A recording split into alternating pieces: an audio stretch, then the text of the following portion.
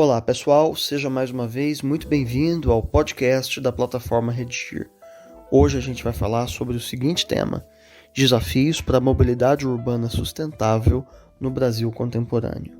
Eu sou o Gustavo Fechos e estamos aqui hoje com a professora Gislaine Buozzi. No primeiro bloco a gente vai falar sobre o tema, sobre argumentos, sobre repertório sociocultural e tese, que é o ponto de vista a ser defendido sobre o tema.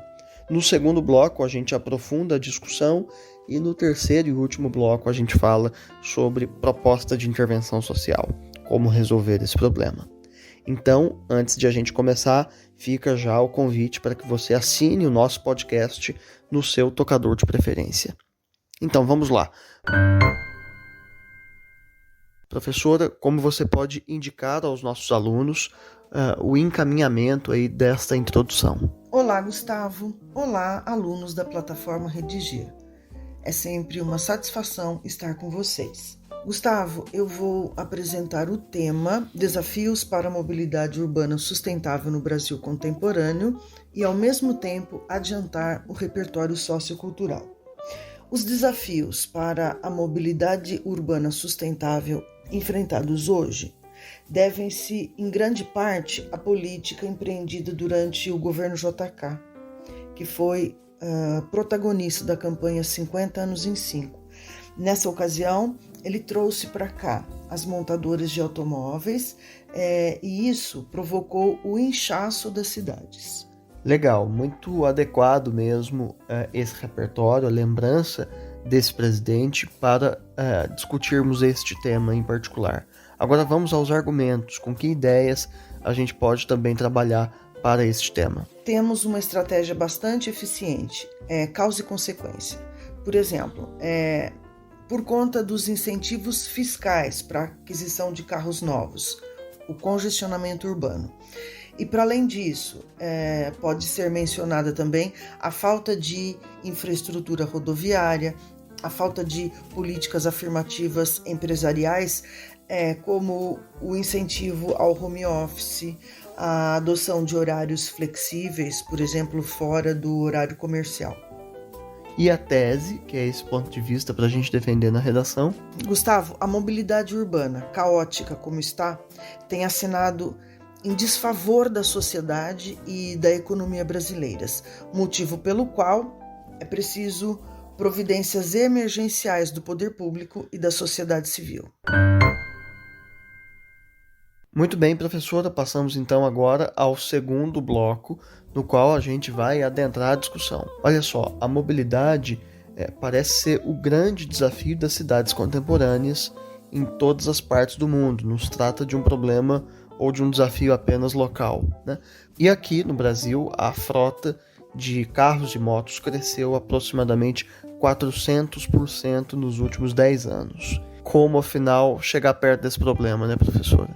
É verdade, Gustavo. A opção pelo automóvel, que parecia ser a resposta eficiente do século XX para a necessidade de circulação, levou, na verdade, à paralisia do trânsito, com desperdício de tempo, de combustível, além, é claro, dos problemas ambientais, a poluição atmosférica, a problema também de ocupação do espaço público. E quando estamos em meio a um congestionamento, por exemplo, temos imediatamente duas reações. Há quem buzine, claro, mas em primeiro lugar, atribuímos a situação à desídia governamental. E então, lembramos que pagamos IPVA, que pagamos pedágios, entre tantas outras contribuições. E o trânsito permanece caótico nos grandes centros. Essa é a primeira. A segunda atitude é admitir a necessidade de optarmos pelo transporte coletivo. O que, depois de estarmos livres do congestionamento, quase nunca acontece, né? A gente esquece por um acaso dessa demanda de uma circulação em transporte coletivo e que não privilegie carros e motos individuais. Realmente. No dia seguinte, nós levantamos mais cedo, quem sabe a gente consiga aí pegar a marginal mais tranquila e a opção pelo transporte coletivo é sempre adiada. Mas esse problema pode ser resolvido. Se não resolvido, pode ser ao menos atenuado. com iniciativas totalmente acessíveis à sociedade. Por exemplo, se as empresas adotarem horários mais flexíveis, veja bem, há atividades que podem ser executadas em outros horários que não o horário comercial. Isso já vem acontecendo, Gustavo, e precisa ainda ser fomentado, tendo em vista o fato de que, se isso acontecesse, reduziria o fluxo de veículos em horários de pico.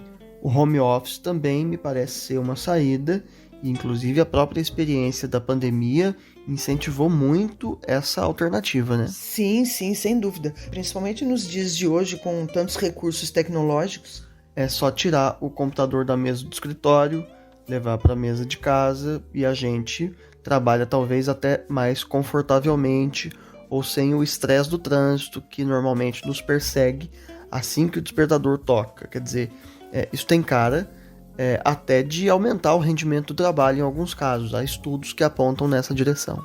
Exato, mas tem aí uma ressalva, Gustavo. É preciso tomar um certo cuidado para que o home office não leve o trabalhador à misantropia. Acho inteligente da parte do empregador estabelecer o home office em alguns dias da semana. O relacionamento entre os pares, Gustavo, parece-me bastante importante. Há configurações muito diversas, né, que precisam ser levadas em consideração na hora de o empregador decidir por um ou outro formato. O certo é que isolamento mesmo só por ocasião da pandemia.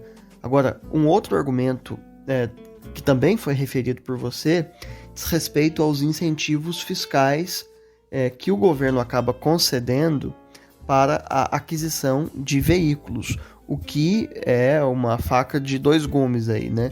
Afinal de contas, a gente acaba com isso também estimulando o crescimento de uma frota e a ampliação de um problema que já está posto. Sim, você fala da desoneração dos veículos. Adquira seu 0 km em tantos meses, anos até, o imposto é gratuito. Quantas vezes deparamos com anúncios dessa natureza?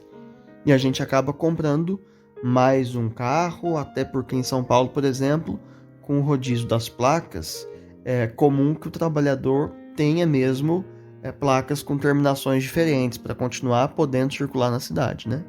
No fundo, o rodízio de placas, ao mesmo tempo em que reduz o fluxo, não reduz, porque aquece o mercado automobilístico, que fatalmente aumenta o fluxo de carro, o problema e solução em círculo, parece-me. Olha só, voltando à origem desse problema que foi apontada ali por você, no projeto de texto e também no repertório, os nossos alunos precisam saber o que o governo Juscelino Kubitschek tem a ver, afinal, com o caos da mobilidade urbana no país. Você pode falar um pouquinho mais sobre isso, por favor? O governo JK, Gustavo, foi ao mesmo tempo um avanço e um retrocesso. A começar pela estratégia governamental de atrelar o crescimento econômico à tomada de capital estrangeiro, né, que foi uma estratégia daquele momento. Exato. Os 50 anos em 5, Gustavo, custaram caro, você sabe disso. Mas vamos lá. O caos da mobilidade urbana pode ser atribuído, sim, à política empreendida durante o governo JK, com a chegada das montadoras de automóveis, em prejuízo do transporte ferroviário. O transporte ferroviário que foi quase que inteiramente desmantelado naquela época, né? Quer dizer, no Brasil do JK tinha ferrovia, mas não tinha rodovia. E hoje, talvez a gente tenha problemas nessas duas frentes, né? Porque a gente não tem nem com a quantidade, nem com a qualidade rodovias e ferrovias à altura daquilo que o Brasil hoje precisa. Então, Brasília, a cidade projetada por Niemeyer, arranjou-se a toque de caixa para receber a nova demanda de carros.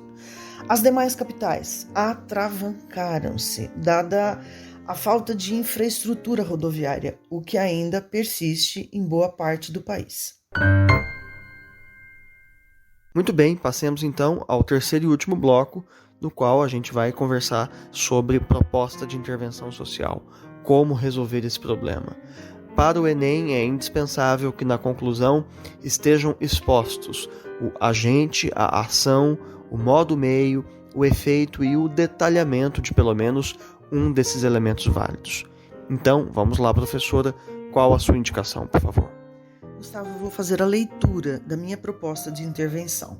Portanto, para resolver os problemas em torno da mobilidade urbana, o governo federal, por meio de investimentos destinados a este fim, deve melhorar a malha viária, adquirir novos ônibus e ampliar o modal ferroviário, este último historicamente abandonado pela gestão pública.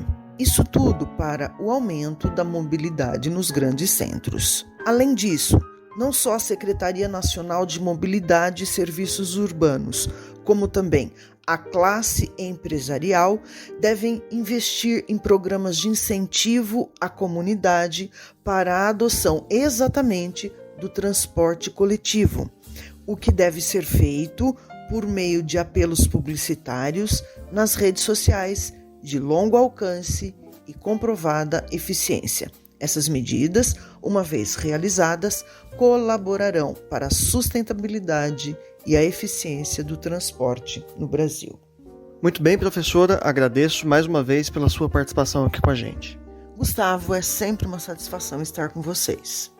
Antes de me despedir, fica o renovado convite para você assinar o nosso podcast no seu tocador de preferência. Quando você fizer essa redação, quando ela chegar aí corrigida no seu aplicativo, frequente também os nossos percursos de aprendizagem, onde há tópicos de gramática, listas de exercício e videoaulas sobre cada dificuldade. Há também no site uma redação modelo sobre este tema, na qual você pode se inspirar. Então é isso, um abraço e até a próxima.